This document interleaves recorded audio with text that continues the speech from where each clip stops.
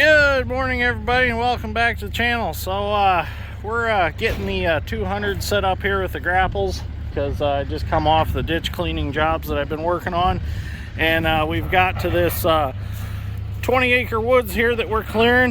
The guys got started here before I did, so they've got some of it done. So now that I'm here, we'll get a bunch of it done pretty quick. So we've got the 270, the payloader, the 200, and oh, what do we got here? Oh boy, we got a CX350D that we're going to be using on this project. So we're going to rent this machine for a month, see how we like it, see if this size of machine fits our operation. It might be a hair big, but that's all right. So we're going to give her a try. So we'll get some video of using this machine.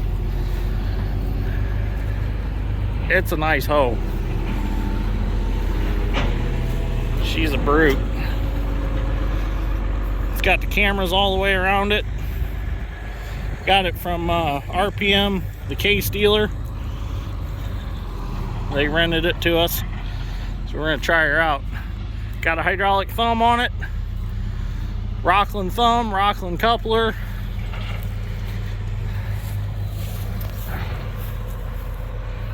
So let's get a camera set up and we'll get some video of this. I'm gonna run it for a little bit. I got the pattern changed on it since we run everything backhoe style. It's super easy. Open side panels, just flip the lever and away we go. So you can see a little size comparison to it and the 200. 200 is tiny next to it. So it weighs about he says it weighs about 88,000 pounds is what it weighs, fully dressed with the bucket, coupler, and thumb. So that base machine I believe is like 82,000, but when you have that heavy coupler, a heavy bucket and thumb on it, brings it up to about 88,000. So she's a heavy machine. So I'm really excited to get in it and get some trees tore out. So let's get started today, see what we can get done. Well, I've been running it for a while now and got the hang of it. Had to get used to it because it's pretty darn fast and it's pretty damn strong. So I'm definitely impressed with this machine so far. It has met all my expectations and more. I mean, you just push the tree over, get a hold of that stump, pull it right out of the hole. I've been running it with the windshield closed, but I figured I'd run it with the windshield open just for the video. But this thing is one tough hoe. Very happy with its performance. I'm actually running it in like the economy mode. You know, fuel's almost $5, so might as well try to save a little bit. And I figure, well, if she'll run good in the economy mode, might as well run it in that. But the thing is definitely impressive. So I know what you're saying. You're probably saying, well, there goes a lot more firewood to waste. Well, can't save it all. I wish I could, but there's no way. There's so much wood here. Now we are cutting some bigger logs out, like some of the oak tree logs and stuff like that. We're cutting them and saving them for lowboy plank logs, so we can get some lowboy planks cut out. Get up on that stump and break it.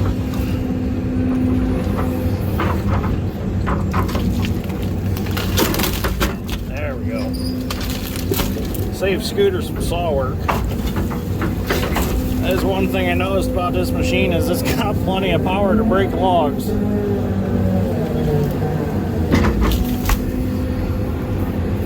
So Dad's strength and I are working to kind of a point right now. And he's got another pile started, so I'm going to meet him in the woods and we'll just start another pile. But this thing is definitely a lot of fun to run. I love this Rockland thumb. The thing's sweet.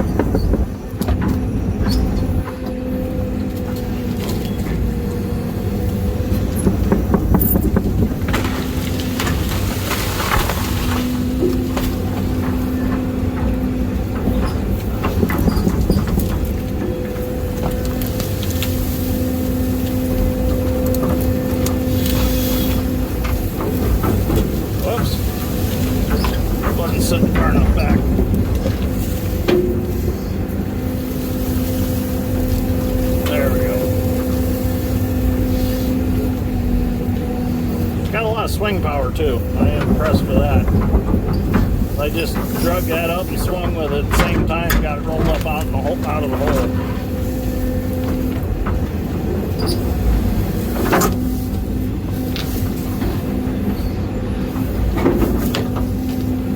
It's just fast. I got to get used to it. I mean, it's just compared to my 200, but my 200, you got to remember, it's got 17,300 hours on it now. So, I mean, it is slowing down in its old age. Plus, this hoe's a lot newer. This is a 2018. New and fresh.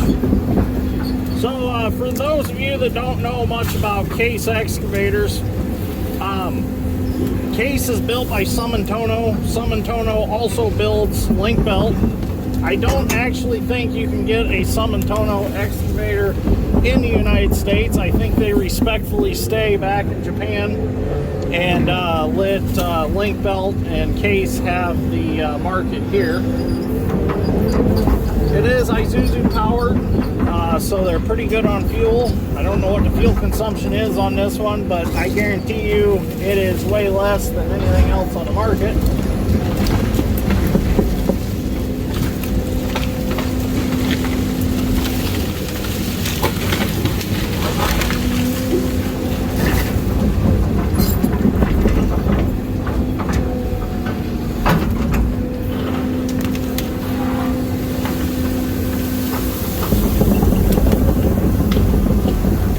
Drug out where I can get a hold of them. But we've been really thinking about going to a different brand of excavator. Hyundai's been up on the drawing board. Case, link belt, possibly maybe Komatsu. Now that John Deere and Hitachi have officially split, there are no more Hitachi dealers really in our area. So that's kind of why we're looking at different brands. Whoops.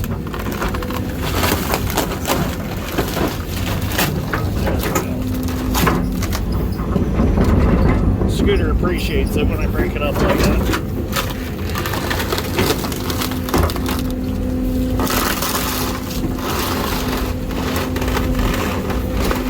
Tough one. Usually these cherries shatter. But it's kind of sad to see Hitachi and John Deere separate. They've been together for years. But I mean, they separated. Hyundai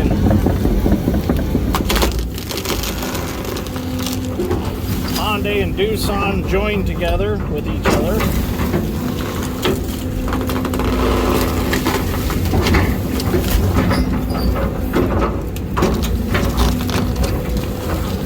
This is a tough cherry. I can't believe it. There we go.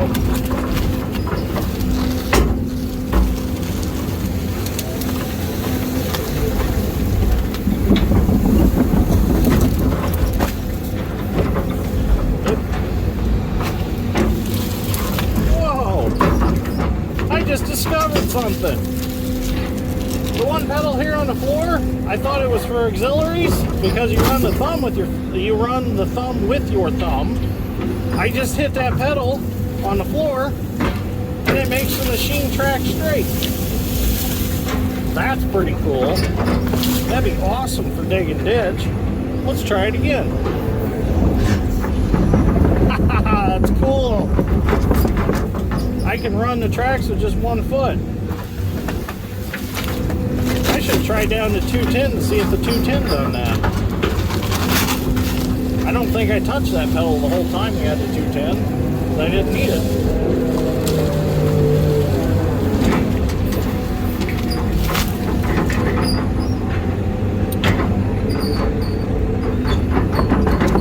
Okay, so we'll get some video later on.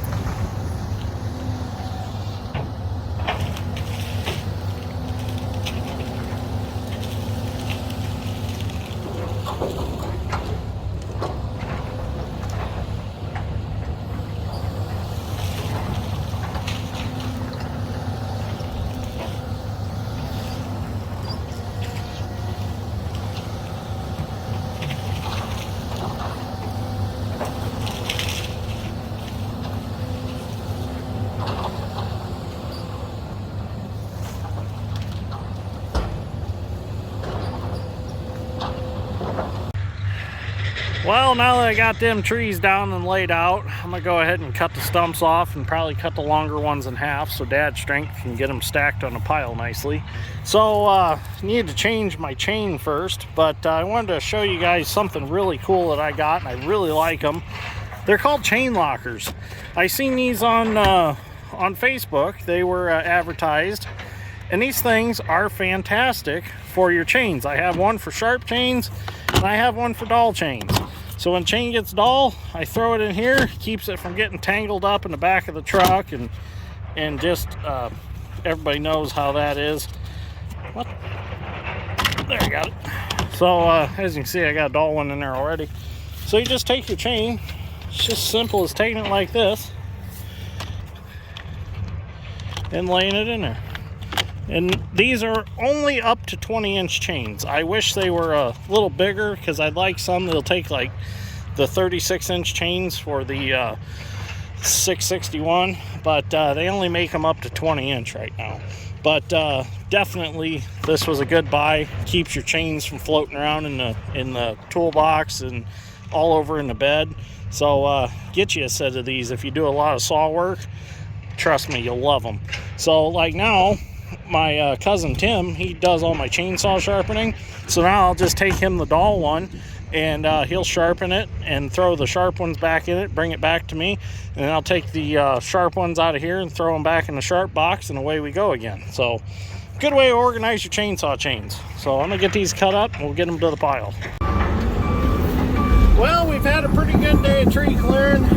It's kind of nice now with daylight savings time that we got another hour of daylight. I really don't like the time change, you know.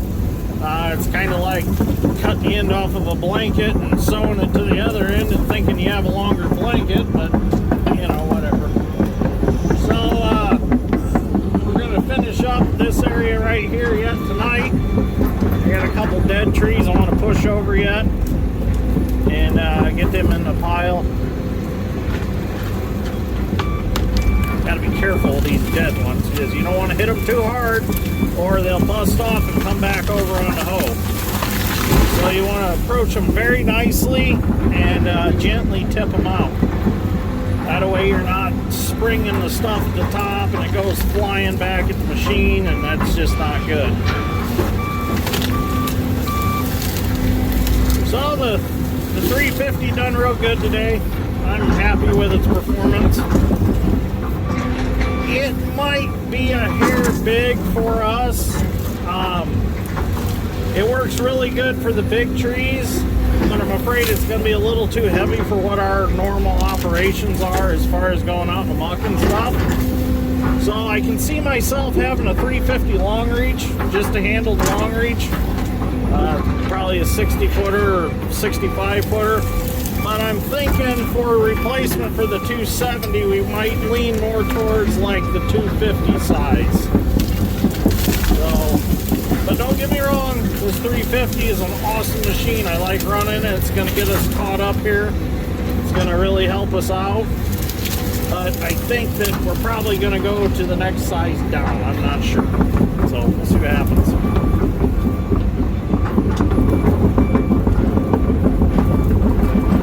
The next size down is the 250. I'll have to do some checking. I think the 240. I think the 240 would be like a 230 size Hitachi. So the 250 is just a hair bigger than a 270. So I think that'd be about right for us. But you know, never know. I might buy a 350 anyway someday. Put a long reach on it and have a standard boom and stick, and always have options to change them back and forth. Darn it.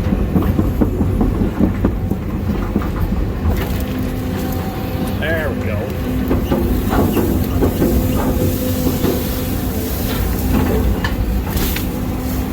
So anyways, I think we're going to end this right here. I'm trying to come up with a title for this video. I think I might call it We Got a Bigger Excavator Than Whistle and Diesel, because he got a cat hoe. And I know this one's a hair bigger than that one, so just for a little clickbait, maybe we'll call it We Got a Bigger Hoe Than Whistle and Diesel. We'll see what happens. So, anyways, Well, he don't even live around here anymore. He used to live around here. Now he went to Tennessee or something. I don't know where the hell he ended up. But I think he moved away because he had too many people coming and visiting him all the time. But I guess when you destroy as much stuff as he does, people want to come visit you. So anyways, thank you for watching. I greatly appreciate it. And we'll see you all in the next one. Maybe tomorrow.